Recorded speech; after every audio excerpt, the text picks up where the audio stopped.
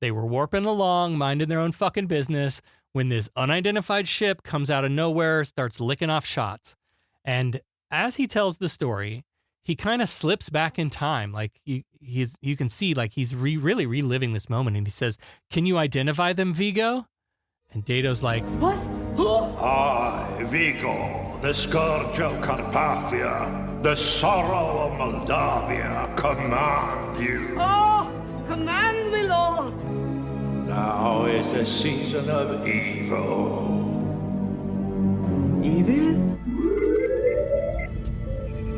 Perhaps I could use this as an excuse to go to those far-off planets with little polka-dotted people if necessary, and be able to talk about love, war, nature, God, sex, all those things that go to make up the excitement of the human condition. This is Captain Jean-Luc Picard. Welcome aboard. Jean-Luc Picard to the Starship Enterprise. You want to review your rapid progress? That nonsense is centuries behind us. To the Starship Enterprise. Oh, yeah? That is enough, damn it! Tempo, mon capitan. To the Starship Enterprise. But you can't deny that you're still a dangerous, savage child race. Of the planet Earth. You just don't get it, do you, Jean-Luc? That is the exploration that awaits you. Not mapping stars and studying nebula, but charting the unknown possibilities of existence. Peldor Joy, and welcome to Humanist Trek. It's a comedy Star Trek podcast about the humanism in Star Trek. I'm Sarah Ray. And I'm Allie Ashmead. And we're on a marathon recording session today. This is the middle of 3. And so we closed out last episode talking a lot about the healthcare system. And so let's just continue that conversation. Imagine if, like... In a world. Star Trek imagines a future where if you need healthcare, you just go get it. You run on down, Right. You know, Dr. Crusher's not asking for your copay. Mm-hmm. There's no expectation of, you know, anything other than I'm here to serve you. And we don't see how that plays out in civilian life, right? I don't Right. think we ever really see like civilian medical care in I the don't think Star so. Trek universe. But, you know, at least as far as the military goes, the idea is healthcare is free and just part of the service that we provide to everyone. And could you imagine No. what a world we might have?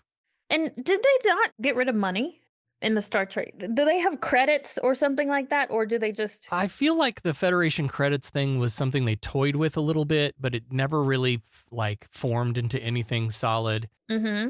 You know, there are a few examples, I think, in Next Gen where they talk about credits.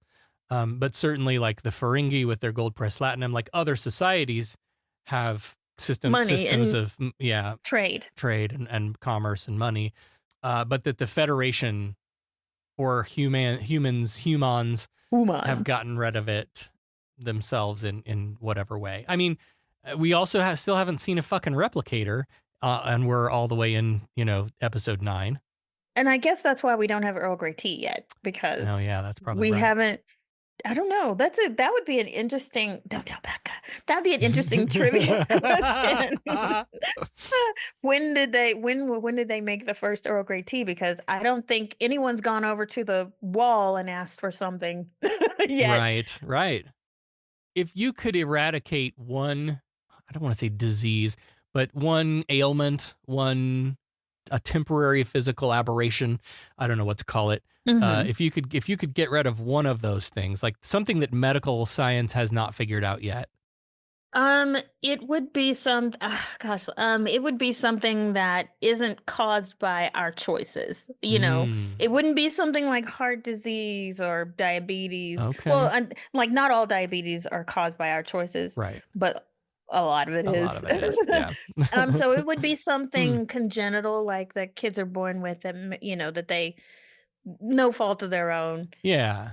that they suffer with, like, I don't know, cystic fibrosis or, you know, Yeah, right. something like that. If I could, I would get rid of all childhood cancer. Like if I could be broad, and Right. childhood cancer or any sort of childhood congenital ailment, Yeah. I'd get rid of. Well, Star Trek The Next Generation suggests that they would get rid of headaches. So Yeah. let's all pop some aspirin and dive into Star Trek The Next Generation, Season 1, Episode 9, The Battle. Commander, you'll soon be getting an intruder alert. What? Got something, sir. Intruder alert, sir. It's an old-style starship, sir. Constellation class, heading this way under impulse comm. Number one, kindly take charge of our guests until we have time to decide what we're going to do with them. Sir, number one, keep them out of my way. So this week, we're still leaning into the whole, like, new bad guy idea as the Enterprise meets up with a Ferengi vessel at the request of the Ferengi, who are now 3 days late to this meetup. And every time the Enterprise calls for, like, a status update, the Ferengi just respond, "Stand by, Enterprise." Stand back and stand by. I hate that. I hate stand by now just because of that. He ruined whole it. thing. Yeah. Yeah. Agreed. Dr. Crusher comes to visit Picard in his quarters, and he's like, Bev, I'm not feeling myself the last few days. I've just been feeling really tired, and I got a headache. And she's like, what? Because, like you said, apparently the thing that they were able to get rid of is a headache with all of their medical technology. Picard kind of gets a little snippy. I'm like, surely you know what a headache is. But she's like, yes, I know what a headache is, but we don't see it very often. And then she gives him an examination and doesn't find anything wrong. But she says, just come to sickbay so I can check you out a little bit more. And she's like, I'm the only one who can order you to do that. There's a hot fantasy. But he's really frustrated that they've been waiting 3 days for the fucking Ferengi, and that's frustrating him too. Well, saved by the intercom, because Riker's got the Ferengi on the phone, and they get to the bridge, and DaiMon Bach is on screen, and he's like, "Oh my God, humans, so ugly." And women with clothes. And just like the last phone call with the Ferengi, you don't see like their ship or bridge or whatever behind them. It's just a bright white background. I don't know why that is. Yeah. I had a theory in the first time that they showed, because they showed their faces so blown up. Right. I thought maybe they're just trying to make themselves look big. But then they do this white background. I have no idea why they're different.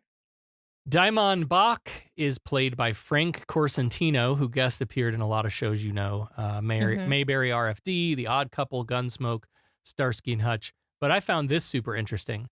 His TV work appears to have started on Gilligan's Island, where a ship full of people were lost. And his acting career ended on Star Trek Voyager, where a ship full of people were lost. Oh, nice. That would have been a good question. That would have been. Anyway, so we'll see him again, and we'll see Bach again too, but Bach is played by a different actor next time. Right away, it seems that Bach knows of Picard, although Picard has never heard of Bach, and Bach insists on discussing what he calls a mutual problem in person. Your place or mine? Troy cuts the feed, though, just a minute. She's like... Put him on hold. She's like, my spidey senses are tingling. They ting-a-ling-a-ling, and I think they're lying about something. I don't know, but just wanted to put that out there. So, Riker suggests, well, we should probably have that meeting here. Keep the home field advantage, Mm-hmm. And when this offer is made, Bach graciously accepts. He says, perhaps this will begin a new era of cooperation for both our peoples. There's a big old red fucking flag. Yeah. They're not trying to, get a good deal on some shit. So, yeah, they're going to meet in an hour. I can't believe they're coming here. Dr. Crusher has Picard flat on his back in a bed in sickbay, and she's scanning him, arguing about her getting her way. She's the dom in this relationship. Yeah. And isn't that such a common, I don't want to, speak out of turn for the dom sub community, but oftentimes the subs are powerful men, like the men who like to be humiliated, and that's a sexual turn on. A lot of times those people are like powerful men. And if you talk to sex workers, they'll tell you like, oh yeah, it's fucking CEOs are the ones that want me to like kick them in the balls and tell them they have a little penis and shit like that. It's fascinating though, too. It is. I'm why? I know we don't have time to go into all that on this episode, but that is fascinating. Imagine a world where headaches have been taken off the table as a medical issue. obviously we have to beat Christian nationalism and capitalism like the final boss of a Zelda game first, because guess who's always holding back progress? Right. I mean, right now, I'm worried that so-called Dr. Oz will make measles and polio great again. But I love the idea that maybe one day we might get rid of headaches and the common cold and shit like that. Yeah. Apparently we got to chart the brain, but I don't understand how that actually causes headaches, because the headaches have nothing to do with the brain. Not all the time. Actually, strike that, because I'm not a doctor. Like, I don't know how charting the brain, fixes headaches.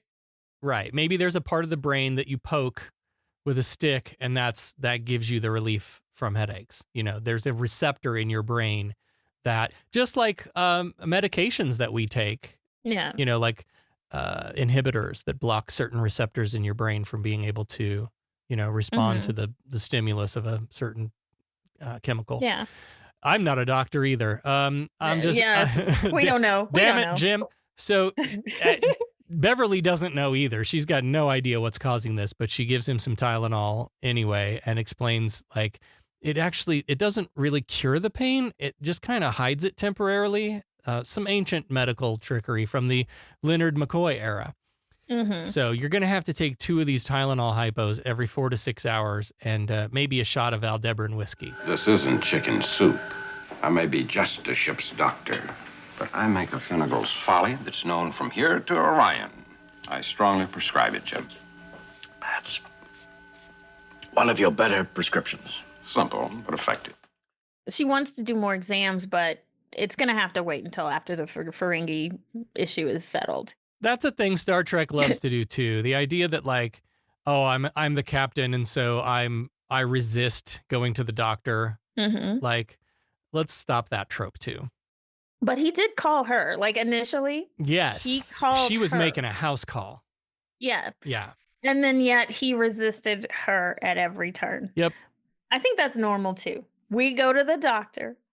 They tell us to do something. We don't do it. Yeah. Young acting ensign Wesley Crusher enters the bridge. Have the boy sent to the bridge, number 1. My name is Wesley. Wesley, I wanted to speak to you about the boy. My name is Wesley. He seems to have developed some sort of special attachment to the boy. My name is Wesley. Did he say Wesley? The boy? My name is Wesley. What is the boy doing here? My name is Wesley. The boy. Where is he, please? My name is Wesley. The boy? He's outside. My name is Wesley. Wesley Crusher, report to the bridge. On the double. And this is a new segment of the show. I feel like we definitely missed a few of these in the last 7, but this is a new segment we're launching today called Sweater Trek. Oh, man, I was going to ask you. I'm like, in the 80s, did you have a sweater? Did you have an 80s sweater? I had sweaters that my grandmother handmade. Mm. And I remember having one that had like a poodle's face on it, real big, like real big poodle face in the front. No. Oh, yeah. Oh, yeah.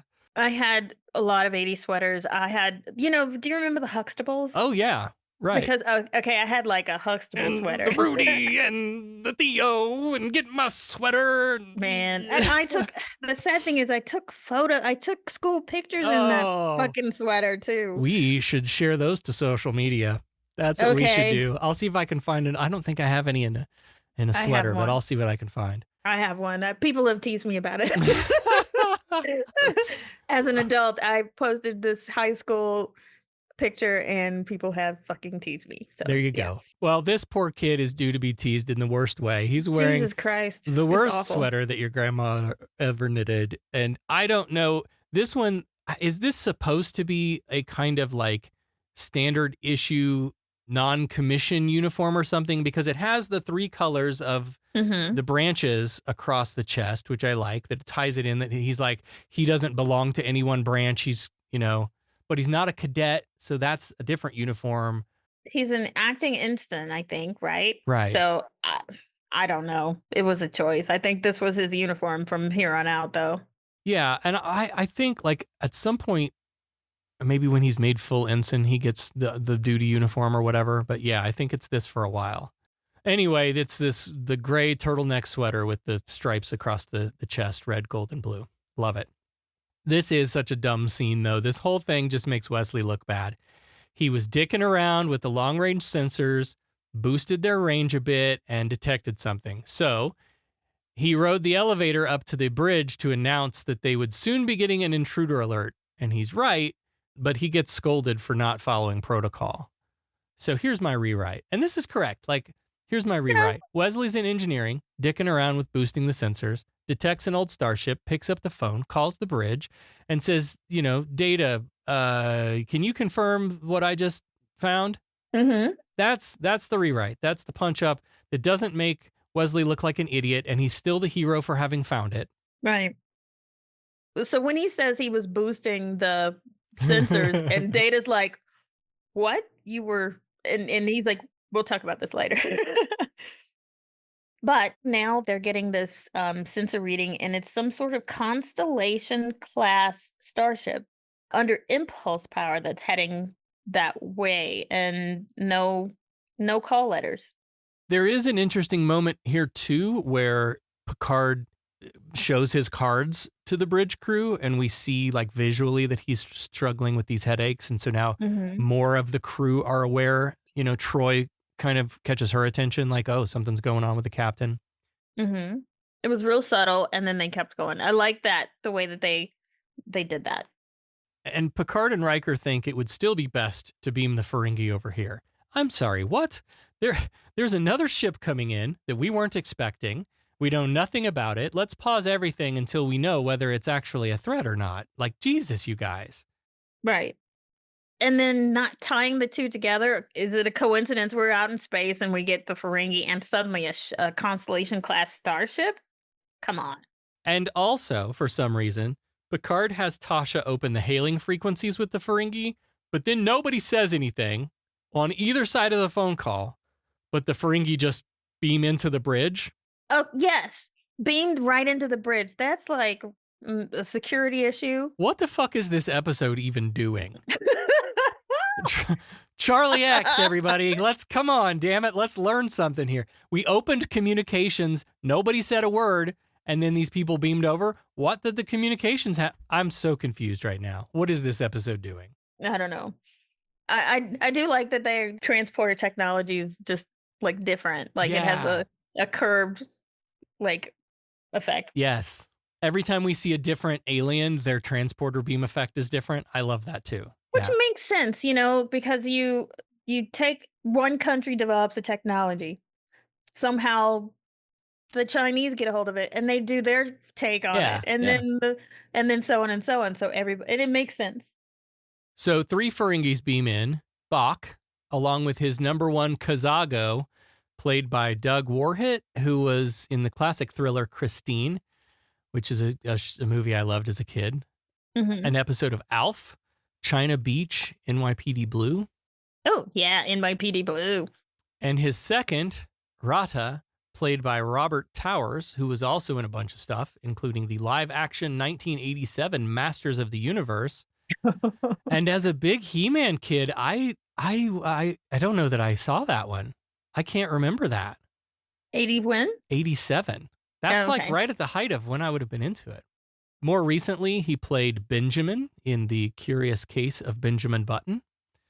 He was in an episode of Will and Grace, Perry Mason, Grey's Anatomy. So he's done a lot of shit.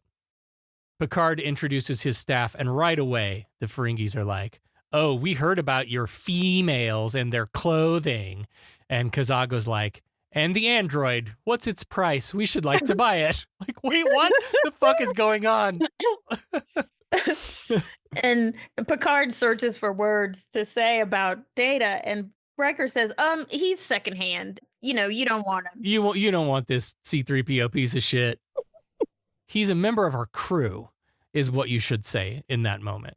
Instead, Riker jumps in, secondhand merchandise. And this is another great Data moment, Data not getting it. Secondhand? Excuse me? Oh, wait, a joke. Very funny. And that part of the crew, if he'd said that, the joke wouldn't have worked. Right. That would have cut out 6 lines of dialogue right there. Yep. Sarah. Right. So we needed that. Tasha reminds us about the starship still coming in, and Bach explains that the ship is under their control, a gift to the hero of Maxia. And Picard's like, well, I don't know what that is, Data. And Data explains that this Battle of Maxia that Bach's talking about might be in reference to an incident 9 years prior in the Maxia Zeta star system, and he mentions an unidentified starship, which Bach is like, excuse the fuck out of me? Unidentified? It was Ferengi. And Data's like, yeah, and you destroyed it completely. And then Picard is starting to, like, not really remember, but he's like, oh, the Battle of Maxia. I haven't heard it referenced like that, but my sincere regrets if I blew everyone up. But he does remember that they didn't identify themselves, and it attacked us. And so, of course, he had to retaliate. So they put the old ship on screen, and Rada says they should download all the ship's logs to the Enterprise, at a price, of course. And Bach declares no price. More red flags. They don't do shit for free. Right. Like, this should be a red flag. And even his officers are like, wait, what? No price?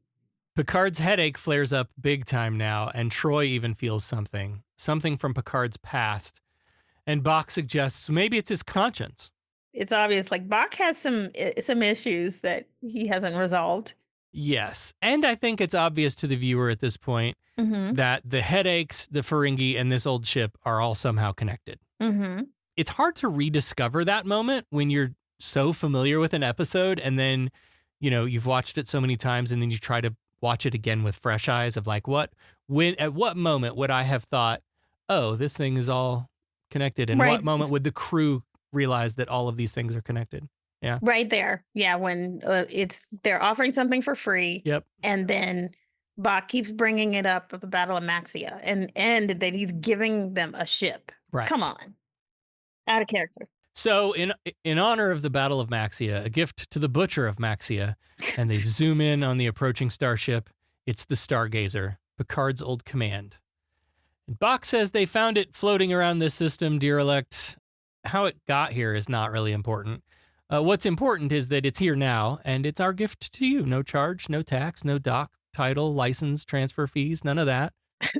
Kazago and Rada are like, you're not selling it to them? No, it's an act of friendship. Ugh. What? That's ugly. Here's another thing. So the Enterprise rolled up 3 days, and they were sitting around waiting for the Ferengi, and they didn't see this ship coming in? Yeah. For 3 days? It didn't register. Yeah. Yeah. Anyway, Act 2.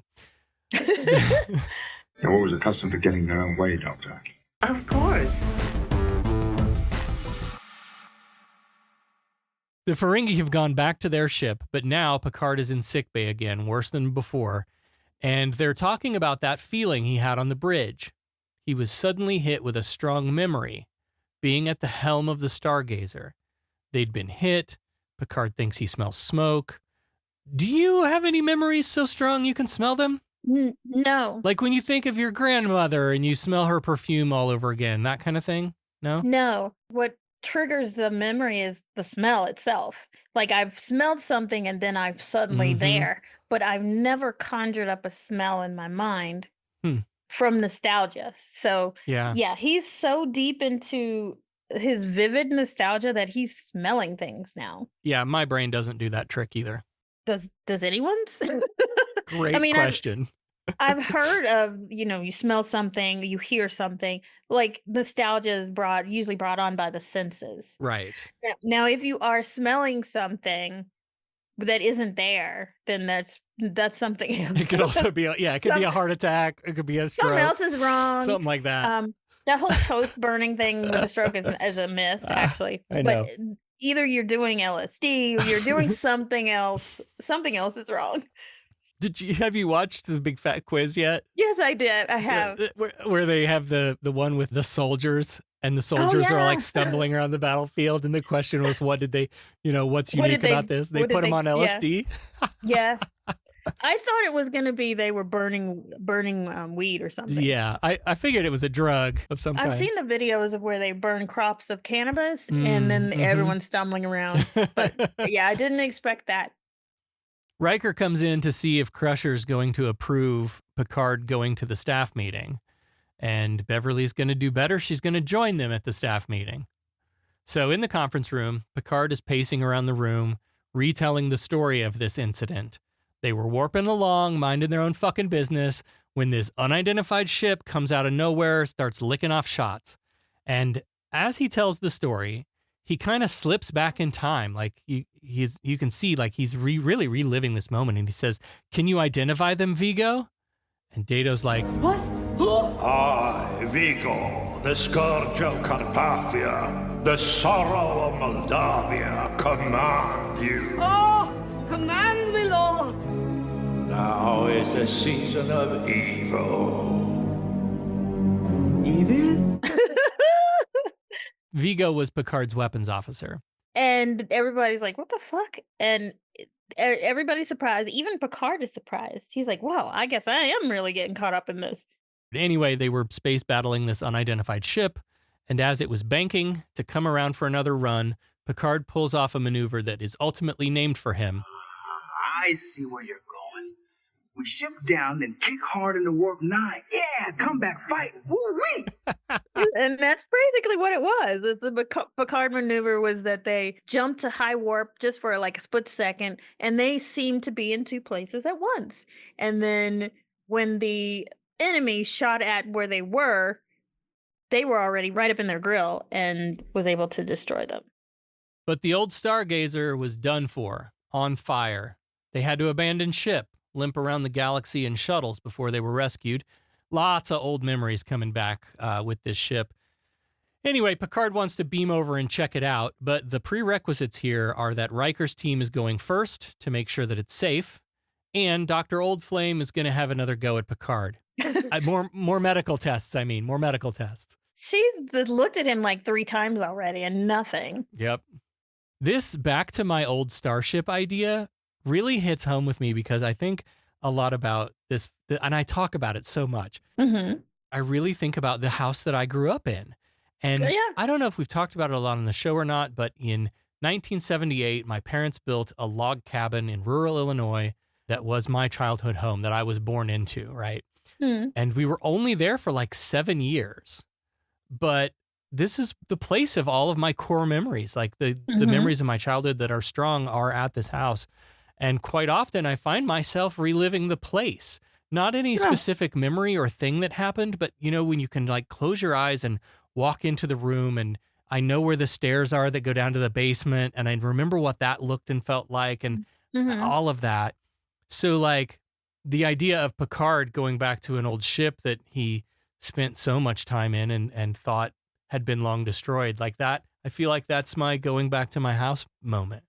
Yeah, I have an opposite reaction to that. There's the house that I grew up in. Once I left, I did not go back. Yeah. I did go back once. I never stepped foot in the house again, but I remember just feeling sick to my stomach just seeing it. Yeah. And it didn't have so that had the opposite reaction, but I still had that nostalgic. Right. That was where a lot of things took place. And yeah. Good or bad, that shit stays with you. Yeah. Absolutely. It's you're the product of that, all those memories in that environment. Yeah. Isn't that crazy to think about? Yeah. So Data and Tasha and Worf and LaForge go over to inspect the Stargazer, and they get the power going. Everything looks good. Data and Tasha, I think, are on the bridge, and they're reading that plaque. They're walking around with the weakest fucking flashlights the Dollar Tree sells. I know, right? I can't believe they didn't punch this up in the remaster. Adding light beams like that is an easy thing to do, to edit in when you're doing a remastering. Yep. But no, they've got like these shitty ass little dollar store flashlights. We should also mention that like just the look and feel of this place, you know, we're meant to give this bombed out feel that we abandoned in the middle of something, and you know, and now you're stepping back into it and exactly as it was. Right. When you left it. Yeah. Mm-hmm. And you know, this was the battle bridge. Oh, no shit. I didn't even notice. Yeah. So the whatever they use for the battle bridge for the saucer separation, this is basically, they used this set for that, but they've darkened it and, you know, did some, but yeah, that's the battle. Yeah. The walls are all burnt and there's like piles of broken glass or some shit in a chair. Yep. Yeah. But they deemed it safe. They got the power working and everything. So then here comes Picard beaming over to his old ship, and he does greet it and say, "Hello, old friend." And then Data points out that the last entry was dated indeed 9 years ago and was last made by Picard.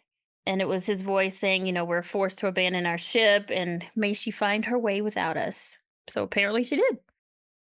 Crusher checks in on Picard's mental health. He says he's fine, but why wasn't Troy here too? Troy felt some shit earlier when all of that headache stuff was going on the bridge. I think we should have brought her too. Riker wasn't either. They're all fucking, I bet you. Oh my. So this is never clear either. Like, they need to figure out what these people's fucking specialty is, and quick, because we've got Geordi over here, and he seems like he's starting to take the engineering track. He gets the auxiliary systems up and running. But then Tasha's going to run a structural analysis. She's more of the security person. Security. Yeah. So that seemed like more of a Geordi thing. And then Data is going to copy C:\stargazer, D:\Enterprise, star.star, while Picard checks out his old cabin. This is the first season. Yes, it is. They're finding their legs. They're doing the character development and seeing where everything is going to fall. Yeah. And I mean, I'm kind of glad they did that, because everybody eventually did fall where they were supposed to. Yeah. Yep. So they did take the time to just, okay, here's a bunch of characters. Let's see what happens. In the captain's quarters, Picard is going through some of his old things, and there's a big chest in the middle of the room.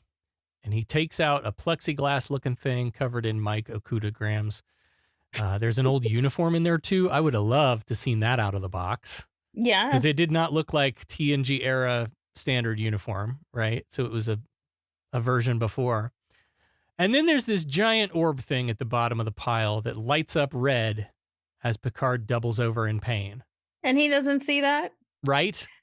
Meanwhile, they switch over to the Ferengi ship, and Bach is twisting the Widdershins of a similar looking device. the Widdershins. Yeah, he's got a pink sphere, and he's twisting knobs and shit. And he's saying in a menacing voice, "Try this, hero of Maxia." Back on the Stargazer, Crusher happens to walk by and sees Picard doubled over. She's like, "Okay, what the fuck? Let's get you back to the Enterprise." Picard's like, "Okay, but look, my old books and things. I'm sure there's a saddle here somewhere too. I can't leave my things." Like, what? So she promises to get his belongings transferred to the Enterprise, and we know that this is because the orb has to be moved. Right. But, and we still haven't been introduced to replicators yet. Mm-hmm. But this started to make me think about the affinity he has for things, for physical objects. Seems strange for a future people to me. And maybe we're not there just yet, right? Maybe a book is sentimental because of who gave it to you. But if you can just go down and replicate all this stuff all over again. But it doesn't have the old feel. Or it could just be whatever he's going through is making him do this. Otherwise, they when you get on a starship, there's only there's probably a restriction on what you can bring. Right. And everyone chooses their special items. Beverly brought a candle. a goop candle. Oh, God. It smells like my ghost. There's so much ectoplasm. Oh my. I can't wait till we get to that episode. It's going to be so fun. It's going to be so bad. We got to have a fucking t-shirt for that.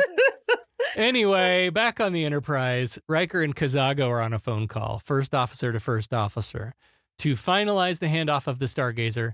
And Riker pokes the bear a little bit and describes this as quite a bargain, seeing, how the Ferengi always make a profit and everything.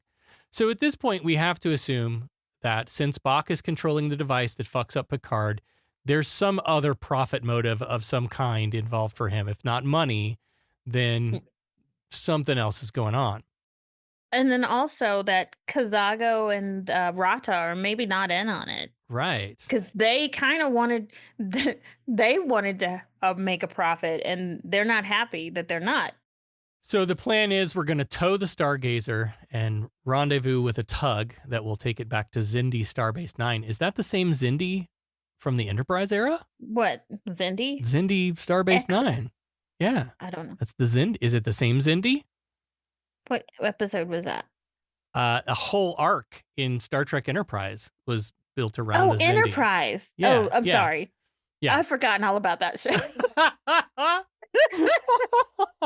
Sorry, I forget about it. It sounds familiar, but I literally had blocked out that entire series. Jesus Christ. Picard arrives on the bridge, still in pain, and when Riker asks how it was, being back in your old house, Picard says exactly what I've been saying. Like, this is like going back to an old home, but nobody's there. You're walking into the house and it's empty and, phantoms of the past. He's on the bridge, but the headache gets too much for him and he leaves. And Riker looks at Troy and he's like, what's wrong? And she doesn't know. She knows something's wrong, but she doesn't know. And despite having just arrived on the bridge, okay, Picard arrives on the bridge was the last paragraph. Mm-hmm. And then, despite having just arrived, he leaves. He puts Riker in charge and goes to his quarters. And in his quarters now, we see the trunk has been delivered. Yeah. So we know that the Ferengi orb device is here. And he lays down and closes his eyes and starts hearing voices of those phantoms of the past from the Maxia incident. And there's a camera maneuver here I did not like. They keep cutting back and forth from Picard hearing voices to the trunk on the floor. Mm-hmm. Like, I thought it was weak. Like, at this point, we, the audience, know that it's this thing in the box. You don't need to cut away to it 7 times during this flashback. Once was enough. We know. They're still stuck in TOS era. Because that's what they would do. They would do that shit in TOS all the time. Oh, yes. And Sir Patrick does this great pop eyes at the end, like where his eyes shoot open. And we see him do that a few more times. Like, I think that's a thing that he does well. In the ready room, Data pulls Riker in and Riker's like, okay, what's going on? Why all the mystery? Data's found something on the Stargazer records. It seems like that Picard left a personal log that contains a completely different version of whatever was originally said. It seems that the attack was instigated by Picard and that the Ferengi had been under a flag of truce. So Riker is flabbergasted. Picard said the ship was unidentified and attacked without provocation. The records from the Stargazer show that was a lie. Riker clearly doesn't believe this, but Data just keeps arguing. The fire was an accident in engineering, and the smoking gun is a log in Picard's own voice. Do you want to hear it? Here we go. Very strange, number one. Like going back to the house you grew up in, but no one's home, except phantoms of the past. After the break, Riker has gone to Picard's quarters to play back the audio of this log. And once again, this is a real deepfake AI situation, right? Oh, yeah. Mm-hmm. I'm glad they took it to Picard instead of just the two of them listening. They went straight to Picard and said, hey, here's what we found. Riker presses play in the Winamp player. Humanist Trek is a very fine podcast. If you're not subscribed to Humanist Trek, you should be blown out in Hairlock. Weird, but yeah. So that one's not quite as good as the Trump one or the Bernie one or whatever that we did last time. That's as close to Picard as I could find on the internet. But this cannot be Picard actually recording a confession. This has got to be deepfake, and Riker is pretty confident that this is a deepfake AI. But unfortunately, he's got to report this to HR immediately. Well, it'll take a whole day for that message to get to Starfleet, and then another whole day for their response to arrive, plus whatever time they take deciding their response. So they've got a little time to investigate. And the camera cuts to Data clicking that fucking Sherlock Holmes pipe between his teeth. God, that was annoying. But I like that Picard says, okay, Riker, you still have a duty to perform. Yep. You know, even though this implicates me, do your duty. But also, here we go again with how does communication work in the Star Trek universe? Sometimes they're able to get on a video call with an admiral. Other times it takes days for messages to bounce around the cosmos. I guess it just depends on where they are in reference to the starbase. I don't know. If whatever. Yep. Whatever moves the story along. You know, whatever's Yeah. convenient for the story. Yes. But either way, Riker knows that, or has a real good sneaking suspicion that the Ferengi are behind this log. And of course, they're waiting out there. The headache somehow has come back because Riker notices Picard in pain. So Riker leaves Picard to try to relax, and Riker rips onto the bridge, throwing orders around, hailing frequencies, secure channel, and he goes into the ready room to chat with Kazago again. Apparently, Kazago wasn't made aware of this whole Maxia business until just now, which is a little weird, but now he sees Picard as the infamous butcher of Maxia, the wanton destruction of an unarmed ship and all. And Riker's, again, he's real confident in this Picard is innocent line that he's chosen. Mm-hmm. And he's confident that he can produce the evidence that Picard's voice was deepfaked. Data is already analyzing it, you know. But Kazago tries to change the topic. You didn't call to talk about that old ancient battle. What do you want? And Riker says, just one question. And Kazago replies, as you humans say, I'm all ears. And I thought I'm sure that was comedy relief because they literally are all ears. But Riker's question to him is, first officer to first officer, if your captain Damon Bach knew about this, then why would you give us a fucking Federation ship? And Kazago's like, oh, so we give you a free ship and you accuse us of a crime? And he is like, I'm not going to take this. And he hangs up on him. There's so much gaslighting in Star Trek. I'm beginning to see it now. I'm beginning to notice it more. There's more coming. There's a lot of gaslighting, especially with the Ferengi, though. Mm-hmm. Always, because they're always portrayed as conniving, wheeling and dealing, and so there's always every episode with Ferengi is always gaslighting. Picard is still in his quarters, sitting at the desk working when he should be trying to rest. And the doorbell rings, and he's like, "What the fuck do you want?" He's really on edge now. Well, it's Dr. Oldflame making another house call, and she tries an extra strength Tylenol this time, but it doesn't seem to be working. And then we see Bach again twisting that orb, dialing up the pain, and Picard admits to Crusher that it's getting worse. So she adds an 800 milligrams of ibuprofen to the mix. She thinks that this is all somehow connected with the Stargazer, but Picard points out that the headache started before they even knew the Stargazer was even a thing anymore.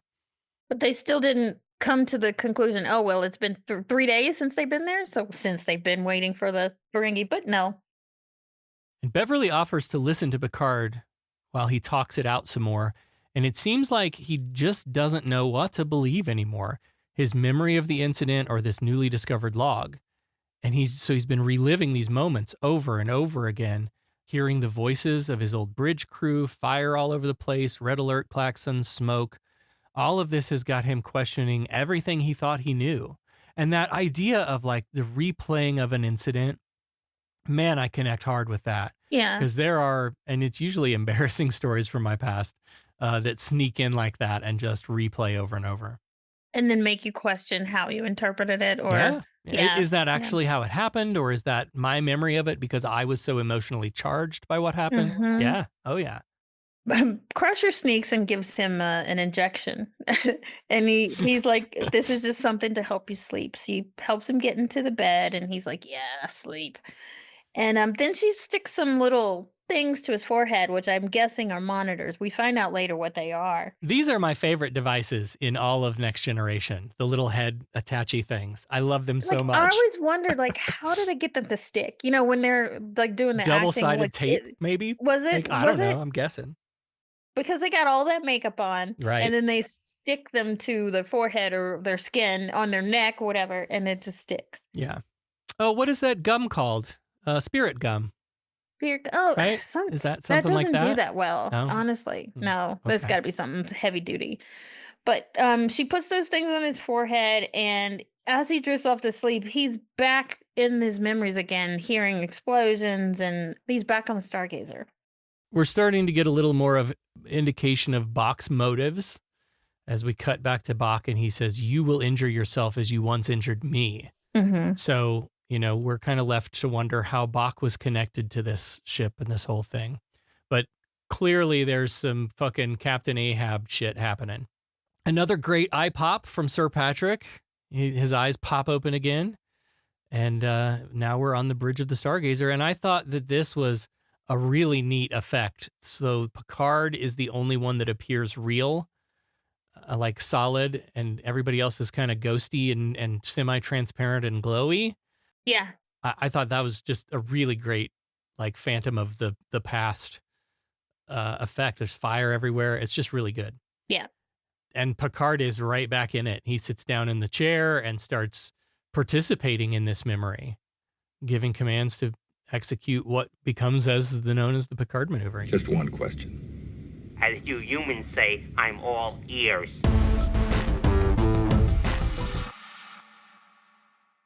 Riker, Data, and Geordi are gathered in the ready room as Data gives his report on the deepfake AI problem. And as a computer nerd, I thought this was fucking great. Data's talking. Yes. Data's talking about checksum discrepancies, and Riker's like, I'm sorry, I have no idea what you're talking about. So Data starts to explain it in like the nerdiest technical way possible. All the nerds are rejoicing. And they're like, yes, this is exactly what that is. And Riker's like, you want to translate that from bytes to English, please? And another fun Data bit, he says, one of the two logs is a forgery. And Geordi says, yeah, the one that just came up in the Stargazer. He's like, I just said that. Yeah. He's like, do you people listen to me when I talk? This is the classic Spock stuff that used to happen. Yeah. Spock is like, that's exactly what I said. And that's why I love Data, is because it lends lots of comedic moments. Picard arrives looking somewhat better after a little sleep, if not entirely restful, and he gets the update from Data and Geordi that the log is definitely a deepfake. But before they can explain exactly how they determined this, Crusher arrives, and because of the way Geordi and Data are standing between Picard sitting at his desk and the door, she doesn't see Picard right away, and so she comes ripping in, talking to Riker about, I need to talk to you about this brain scan. We should look at it together. And then she sees Picard, and she's like, oh shit, what are you doing here? Yeah, because she thought she'd put him to sleep, Yep. but apparently he did sleep and felt better, but he shouldn't even be working, but here he is. And she's like, oh, never mind. She's like, what the hell are you doing here? And he's like, well, when last I checked, I'm the captain. And everyone get out, except for Riker. Riker, stay. So at this point, I started considering whether or not this is the real Picard, or maybe he's under some kind of mind control, or has he been body doubled, or like, is there some other weird shit going on here? Because we know he had a shitty nightmare, but then he comes bopping in here all chipper and happy. Right. He should be sleeping still because she gave him a shot. So, yeah, good point. And then he's like telling everybody to get out and acting all strange. And then alone, he tells Riker to release the tractor beam. And Riker's reaction tells us that this is a highly unusual request. But Picard's like, you recall Stefan's lecture on Newton's law of motion at the Academy? And Riker's like, oh, yeah, right. That which travels in a straight line until some other force. Yeah, I got it. All right, fine. Inertia. We'll let go of the ship and let it just float along with us. And in sickbay, Crusher and Troy are talking about those brain scans she mentioned earlier. She finally got somebody to look at them. And Troy she's sensing stuff, but she can't make any sense of it. She's sensing random thoughts by Picard, but two sets of them, as if they're both his, but they're kind of like at odds with each other. And then here comes Wesley. And this is an opportunity for everyone to hate Wesley again. Yep. Because he's down in his lab dicking with stuff, and Crusher kind of brushes him off, and maybe that's why he comes to the bridge or doesn't call, is because they're so quick to brush him off. Right. So I don't know. But anyway, he says, this is really important. He went back to the main sensors and to try some sensitivity experiments. And he's like, well, I don't know anything about brain scans, but I glanced at these brain scans when you're studying them, and I noticed that these patterns are the same as the ones I picked up from the sensitivity tests I was doing. They're the same from the low intensity transmissions from the Ferengi ship. Beverly doesn't think it's safe to report this to Picard just yet, in case he's being affected by whatever this is. What a great decision there, because they could have played it the other way. I think that's really smart. I think so too. And so she and Troy rush out of the room to find Riker. Wesley is left. They don't even say thank you or anything. And he's just like, you're welcome, ladies. And then it goes, adults. And I think this is what makes people hate him. Because he's a kid dicking around. He's figured out the problem before they have. It's the Mary Sue problem. Yeah. Yeah. And I don't hate Wesley. I don't either. I like Wesley. But people hate him for this. They They like literally hate him. On the bridge, Crusher and Troy arrive to explain all of this to Riker, and they should have brought Wesley with them. He's basically a bridge officer now. Yeah. But instead, they do this thing that's like when you explain to your mom how the internet works, right? Like, so every computer on the internet has a numerical address called an IP address. And then what happens is in the internet, when you type in the domain name, like Google or whatever, actually going to that IP address. Then it converts that domain name to the IP address so that, when you type in humanisttrek.com, your computer connects to the, it's called the DNS, and there's a server that has all of those records. And then and now your mom is trying to retell that to someone else, but because it was so far above her understanding, she's like not getting it at all. That's what's happening here. Beverly's like, I don't know, man. He said something about a transmission. Just bring Wesley with you. He can explain this so much better than you can. She does manage to get out. He's like, who said this? She's like, my son. And she's like, he said something about some transmissions exactly matching certain anomalies found in Picard's brain scans. Basically, something over there is affecting Picard's brain. Brain. What is brain? And then Riker jumps right on it. He's like, asks the computer for a location of Picard, and the computer says he's in the transporter room. He's going to do an emergency order to transporter room 3, but the computer updates and says, oh, wait, he's gone. Picard has beamed himself into the bridge of the Stargazer. He sits down in the command chair, and surprise, surprise, Bach steps out of the shadows, holding this orb device. And he orders the computer to raise shields, and then tells Picard he's here to collect on an old debt. He twists the knobs, and Picard pretty much collapses. On the Enterprise, they quickly realize that Picard is on the Stargazer, but with its shields up, they can't beam anyone in or out. But Geordi and Data pick up on a low-intensity signal of some kind coming from the captain's quarters. The call is coming from inside the ship. Yeah. And then Tasha's like, wait, didn't we bring over some stuff? And Worf says, yeah, we brought a heavy chest over. He says, go take a look at that chest. In the meantime, the Stargazer is powering up. And back on the bridge, Bach is evil monologuing at Picard. Doofenshmirtz Evil Incorporated! 9 long years he's been waiting to avenge the death of his only son. 5 long years. She had the nerve to put me out.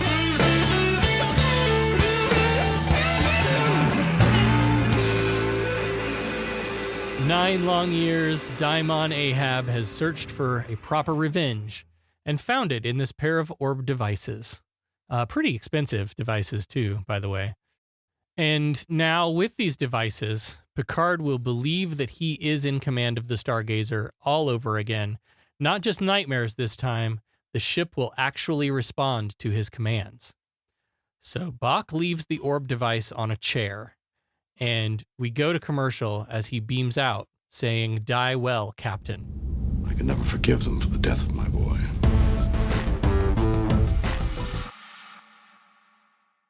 I had another thought about these orbs. Are they two-way communicators? Because so far, the orb on the Enterprise has been a receiver, and the one that Bach has been carrying around is the transmitter. And as far as we know, in the dialogue, they just said, like, there's two devices. It's only these two devices. So now Bach leaves his one on the Stargazer and presumably doesn't have another one to control him with. That's true. But we see him doing the controlling again, don't we? Yeah. And also, how is it attuned to just Picard? Like, how... Right. Why is it not affecting everyone? Right. So I don't know how they, before they even got there, he somehow tuned it to Picard. Right. Yeah. So I don't know.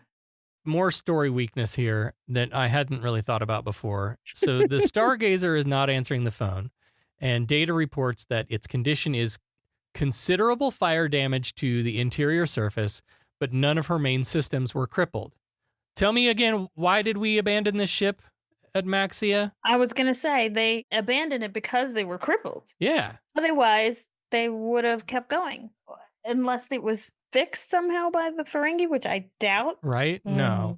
Good point. Also, it's fully armed, minus 6 photon torpedoes, the 6 that were likely the ones that destroyed that Ferengi ship 9 years ago. Geordi's taking a look at this pink orb device, and it seems to be some sort of incredibly complex, it's some sort of amplifier. He's not really sure. But it was in the chest that Worf found in Captain's quarters. So Fred and the gang have figured it out. It's this device. The ghost is behind the curtain. So Riker blows in a call to Kazago again. He tries this first officer to first officer approach. But Kazago appears genuinely surprised that Riker has this orb, which he calls a thought maker, and again tries to gaslight them. But Riker pushes back. Come on, man, you know this isn't ours. What's the deal? It's a forbidden device to even have. Mm-hmm. And the Ferengi are like, I don't want to know anything about it. This isn't ours. Instead of taking possible responsibility, they're like, oh, what is this? I'm sorry this has happened. Right. But they're like, I don't want to know anything about it. You probably did it. Yep. Stop calling me. Suddenly, Tasha has the Stargazer on comms, so they switch to that. So they've got 2 phone calls going on here that hang on, let me put you on hold while I take this other call. And it becomes clear that Picard is reliving the Maxia incident. Doesn't recognize the Enterprise at all. Rather, it seems like the Enterprise, in his mind, is the Ferengi ship from the Battle of Maxia. And so he starts ordering phasers and photon torpedoes, which, of course, the Stargazer computer is responding and obeying. Yeah, he's gone full mental. And he's about to blow up the Enterprise. There's another continuity question I have here, because Picard says something about shields at full power, and then the call disconnects, and Geordi explains that the call dropped when the shields went up. But Bach raised the shields at the beginning of this whole scene before he left the thing on the chair. And how did he beam out? After he put the shields up. Good point. Anyway, Picard starts barking orders around the empty Stargazer bridge, and soon the semi-transparent ghosts of the past return, and he's like waving away smoke that doesn't really exist. Again, he relives the moments leading up to the Picard maneuver, and suddenly Troy is picking up some serious fury coming from Picard, and they work out that he's likely reliving the Battle of Maxia. That means the Picard maneuver is probably about to happen, and Data says there's no defense against it. I find this very hard to believe that Starfleet hasn't worked out a defense to all of its offensive maneuvers. Yeah. But Riker tells Data you better hurry up and devise one. You better really figure it quickly. out. Yeah. And hold on. Here's another question. Why the fuck haven't they shot that orb yet? Vaporize it. Hit it with your heaters. I know. Turn it off. They had it. They have it right there. And they know that something's happening, so turn it off. Anyway. But Kazago decides to call Riker. And of course, in typical Ferengi, we don't want to be involved. and what has clearly become a Federation matter. But he's like, you should also know that we've taken DaiMon Bach into custody and he's been relieved of duty because, we didn't know anything about this and he's engaged in this unprofitable venture, as they call it. Everything for them is about profit. And he just says, good luck. Well, Data has worked out a way to detect the Stargazer in the middle of a Picard maneuver. And this was a little weak to me too, especially with the way it's shown on the view screen. So there's one Stargazer, which jumps to warp, and we see like the motion of that. And then suddenly there's a Stargazer at a second position. Mm-hmm. Clearly it's the ship at the second position. Right.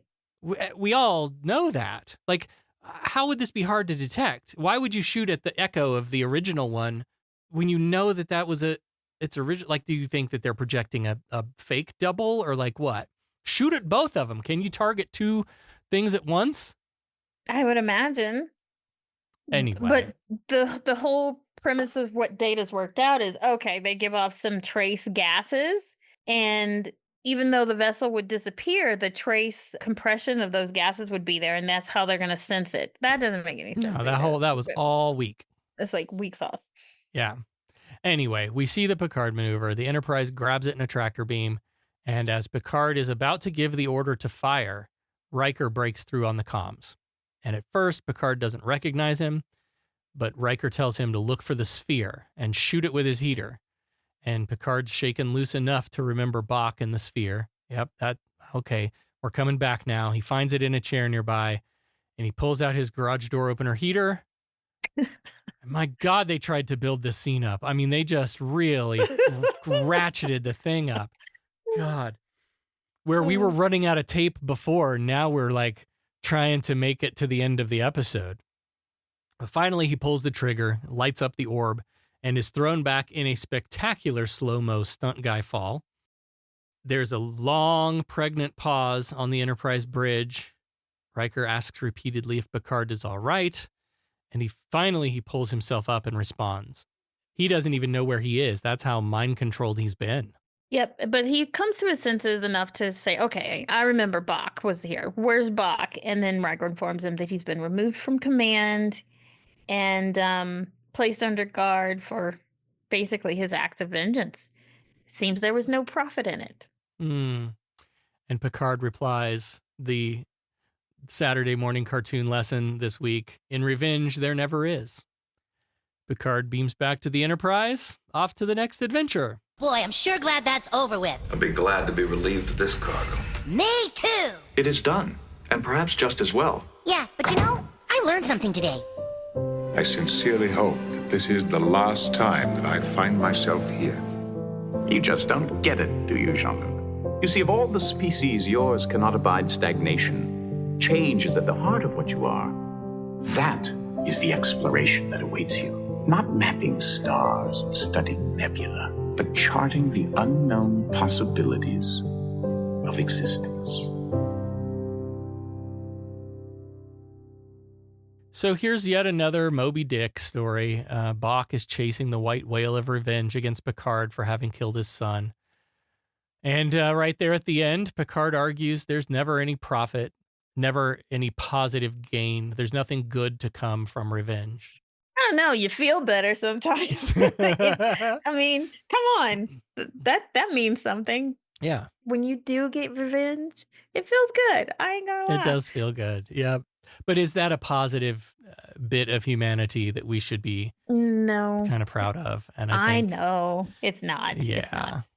But it is hard to just let the past be in the past and move on, especially like when you have genuinely been wronged and like there's got to be some kind of resolution for that.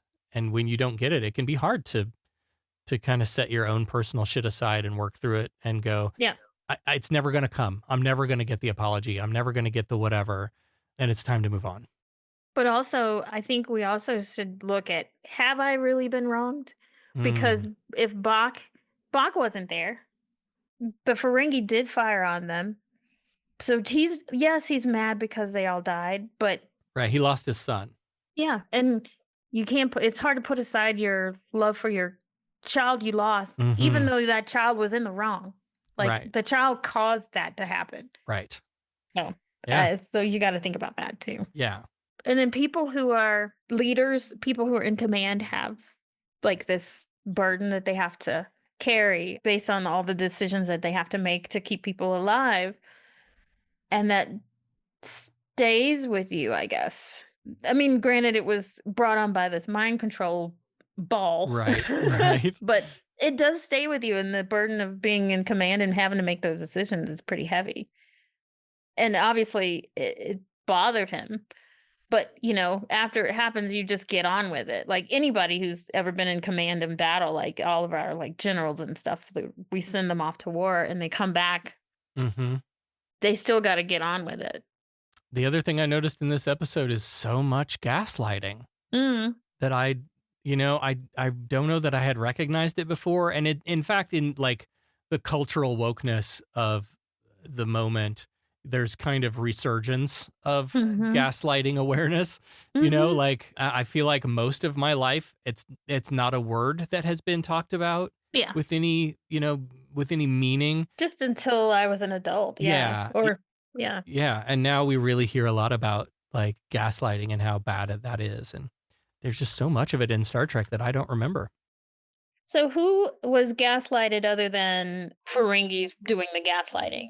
Oh, it was the Ferengis doing the gaslighting. I think there's another one coming up maybe in the next episode where Q is gaslighting. Picard's like, hey, we had a bet. And Q's like, we didn't have a bet. I didn't make a bet. Did you make a bet? I didn't make a bet. Yeah.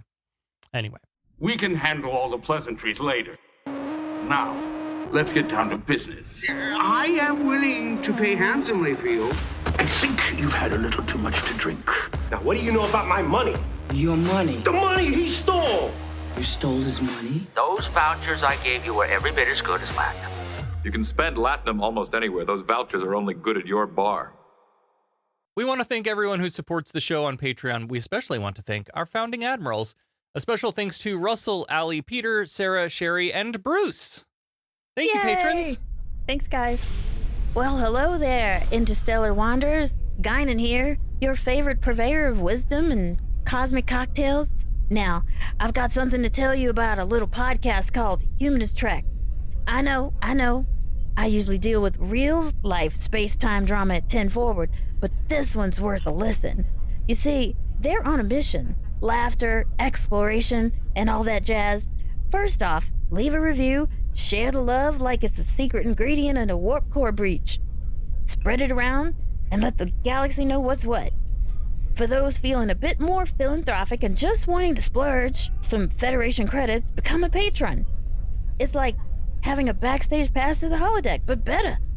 Early access to episodes, exclusive merch that's cooler than a Ferengi's profit margin, and bonus content like personal logs. Imagine Spock, but funnier. Oh, and did I mention reactions to those very short treks? It's like watching Klingons try to line dance. Pure entertainment. So it's time to join the fleet. Do yourself a favor. Head over to patreon.com/humanisttrek. It's the cosmic investment in laughter and the kind of support that makes the universe a brighter place. Trust me, it means a lot to them. And hey, it might just brighten up your journey through the stars too. Cheers. Captain, Starfleet Academy is requesting an update on our estimated arrival. Finalists, please take your seats. I must admit you have a very fast mind. Once I realized it was a trick question, there was only one answer. Although only one student will be chosen for the Academy, any of you could easily qualify. Candidates, good luck. You got called to the superintendent's office. It's a story I'd like to hear. Becca's back now with the answer to this week's Starfleet Academy Cadet Challenge for the episode The Battle. Remind us again the question. This episode includes the only time Dr. Crusher refers to Commander Riker as what? Allie said number one, and with no other And you agreed? better guess, I have no idea if that's right. That's the only thing I think of. Oh, what's the answer? You know, I was really hopeful that Allie was going to get one up on you here, but you had to be a loser and not come up with your own stupid answer. Woohoo! So we got it right. So you got it right. Affirmative.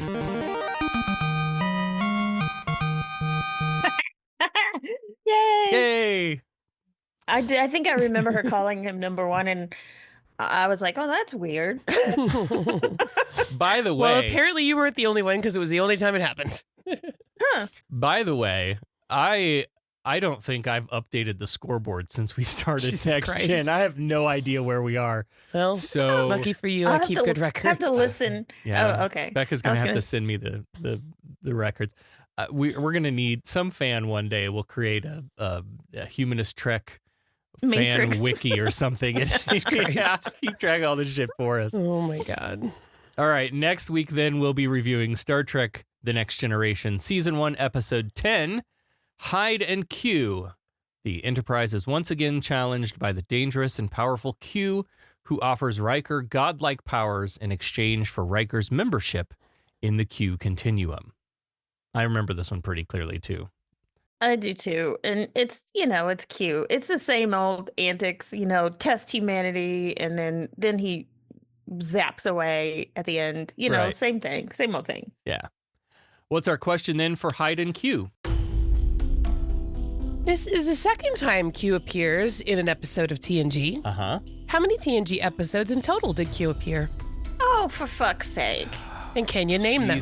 No, I can't name them. Not without looking. Okay, Cupid is one. I know that. We had Encounter from Farpoint, Hide and Q. Yeah. There's one called Cupid, which I think is the one where they go back into Robin Hood. I think that's the I am not a merry man episode. I don't know. Gosh. Cupid. And then he comes back in, now just Next Gen, right? Yeah. So he comes back in All Good Things, the finale. And I'm going to... Are you writing all this down over there? I'm highlighting the ones that you've named. Okay. So you can give me a number if you'd like. But if you could name them, I'll give you extra points for each one you named. But okay. Oh, but you just need a number. But yeah, the answer the question is a number. Bonus points for titles. Okay. So multiple times a season. So 7 seasons. Mm-hmm. Probably multiple times a season. Is there a season where he doesn't show? I don't know. I feel like we're definitely missing some, but I also feel like there was a period of Next Gen where they just kind of didn't do the Q thing as often. Was there a season where he did not appear? I think so. Oh man, this one's tough. Yeah. I'm probably not gonna get it right. So So throw out a number. What do you guess? So just in this season so far, it's 2 times. Right. And then I'm gonna say, God, he's such a his character is so larger than life. You feel like he's always fucking there. You do. And yet. Apparently not. How many episodes? I'm gonna say 9. 9? Okay, I'm gonna go a little more conservative than that. I'm gonna say 5. I think I'm missing 1, maybe. Well, there you go. If you want to play along, you know how to do that. No cheating, no Googling. Set a course to your nearest social media and share this episode. Use the hashtag Starfleet Challenge. Share us your answer. We'll pick out a winner. And next time on Humanist Trek, we'll talk about Star Trek The Next Generation, Season 1, Episode 10, Hide and Q. Glory to your house. Make it so, number 1. Humanist Trek is available wherever you replicate your podcast. Follow us on all the social medias at Humanist Trek. Become a patron at patreon.com/humanisttrek. Open hailing frequencies to podcast@humanisttrek.com and visit our website, humanisttrek.com. Humanist Trek is a production of Sarah Austin Media.